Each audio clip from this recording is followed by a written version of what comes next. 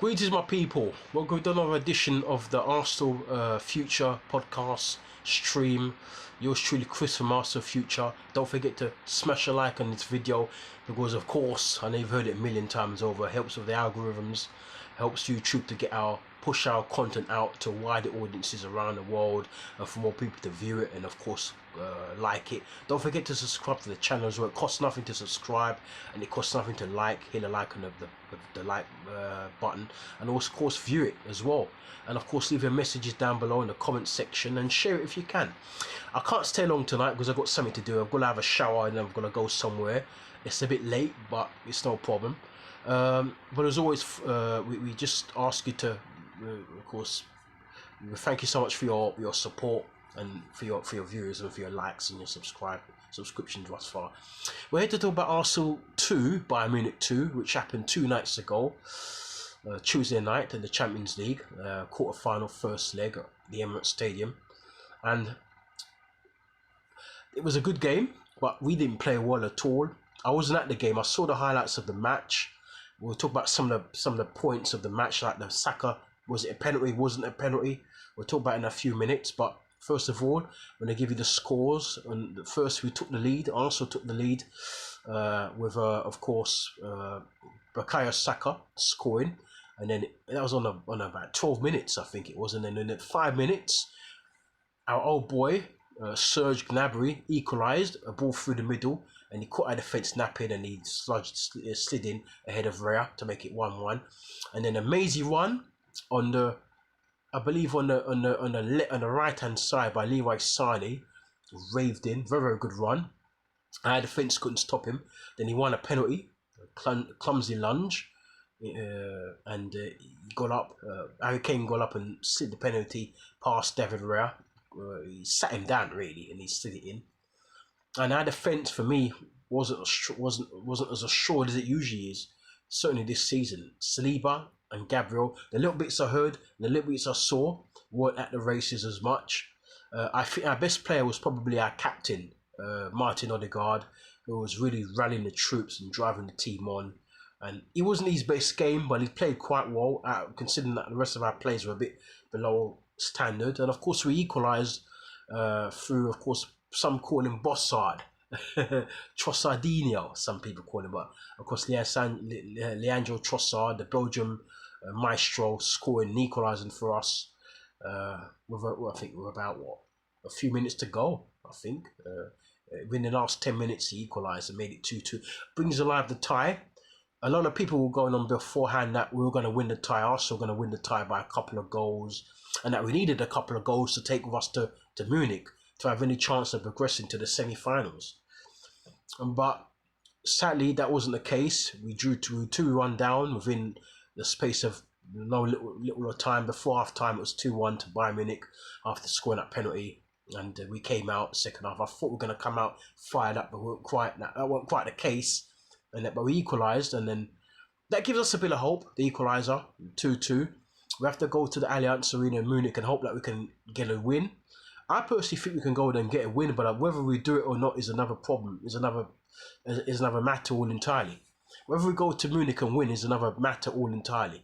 We have to go there and hope that we can keep a clean sheet and defend well and hit Bayern on the break.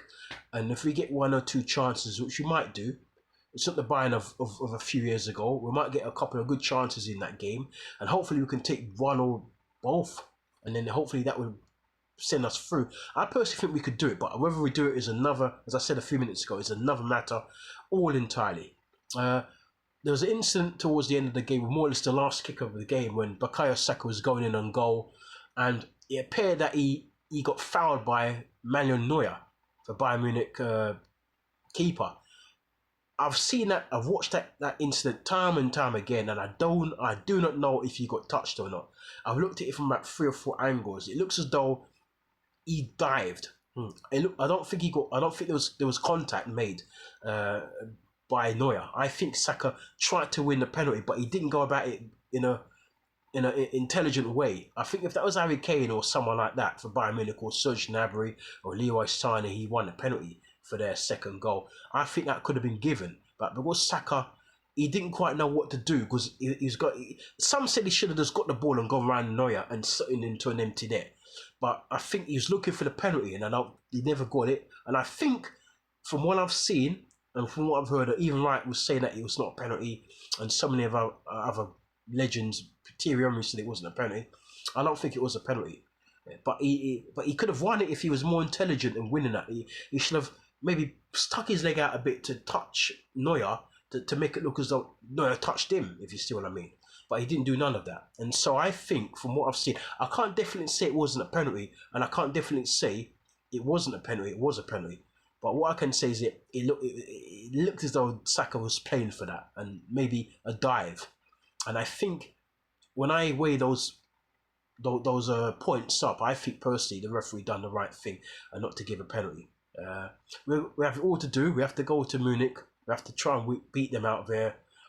And whether we win by a goal or 2 goals, it doesn't matter. As long as we win, I don't care. And we go through. We're going to play either Manchester City or Real Madrid. We had a enthralling game at the Bernabeu with, of course, a 3-3 draw.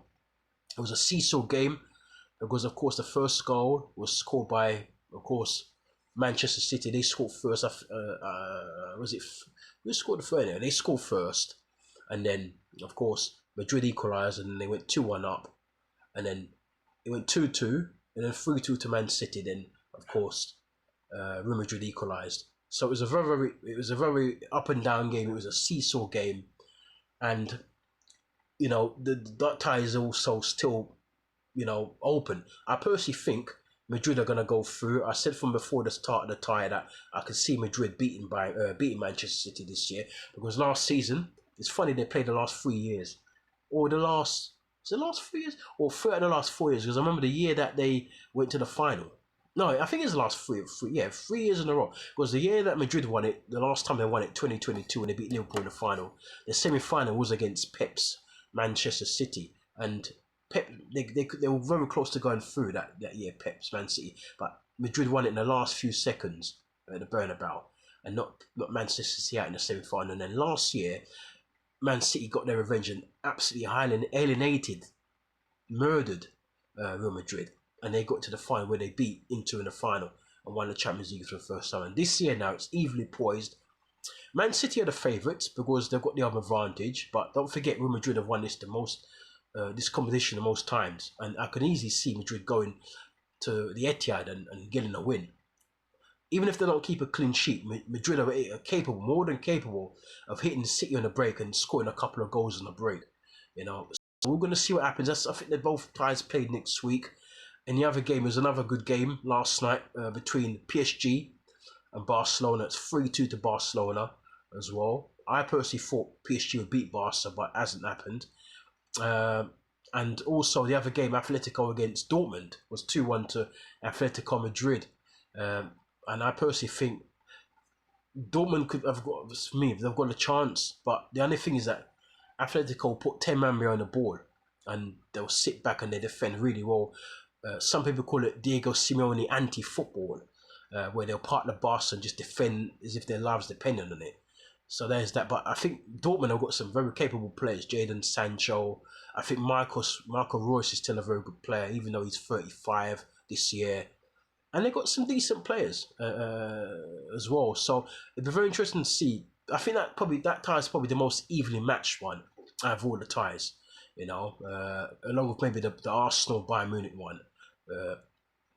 Paris Saint-Germain and Barcelona, that could go either way, but I think Barcelona might get the job done now with that away win last night. The Man City and the Manchester City game against Real Madrid is also kind of evenly poised, but City are the favourites to win that. And you can't really go against City of winning that. They probably will, but as I said, I've got a funny feeling that Real Madrid will actually knock them out. It'll be good. It's all fine margin and fine lines, but this year I've got to say the quarterfinals are the most exciting I've seen for a long time. It's been a number of years that I've seen the quarterfinals. Normally they're very cagey affairs because that teams are going into the last, section of the tournament. There's only one more round to go before either team gets to a final. So everybody's normally very, very cagey. You see a lot of 1-0 wins, a lot of nil-nil draws, etc., etc. But this year there's been a lot of goals. There's been a feast of goals, and it's been very exciting. And that's what football is all about. You want to see goals, you want to see action, you want to see excitement, you want to see drama, and so on and so forth. I'm thinking of doing a live stream later, so it could be possible that you get a live stream later on, if not later on, possibly tomorrow now, about Arsenal needs to win the Champions League and why Arsenal needs to win the Champions League as well. So I'm going to do a stream.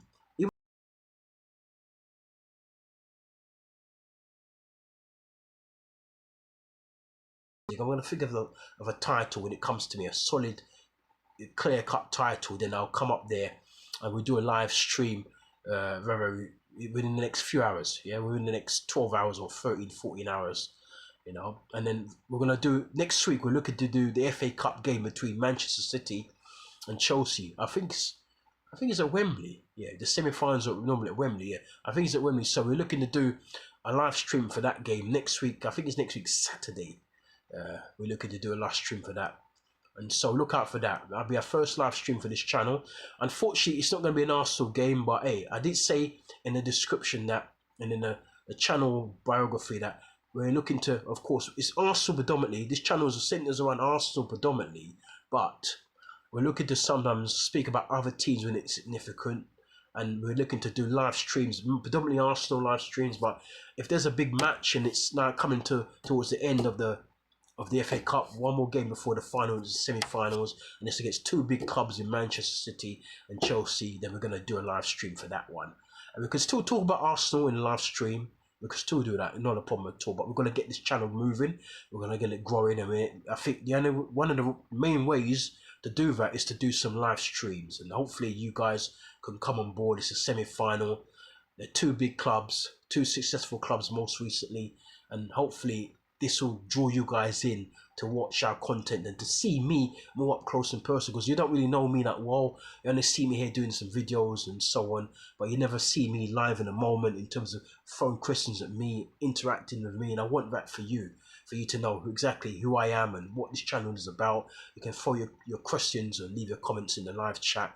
So look out for that one coming on next week Saturday. I think it's the 20th as well of April.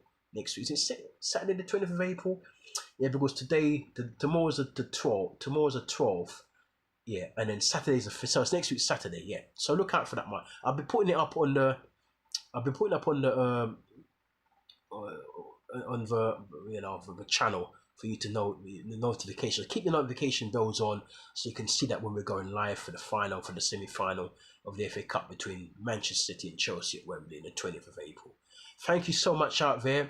I'm very tired, but I'm gonna get a shower. I'm gonna go and do something out the road for a friend, you know, and so on. And then, you know, look out for us very soon going live. We're gonna talk about this some more as well, where we go live about the live stream and so on, and maybe touch a bit more on this game as well and about the Champions League in general. But predominantly, we're gonna speak about why Arsenal needs to win the Champions League and why they must win it.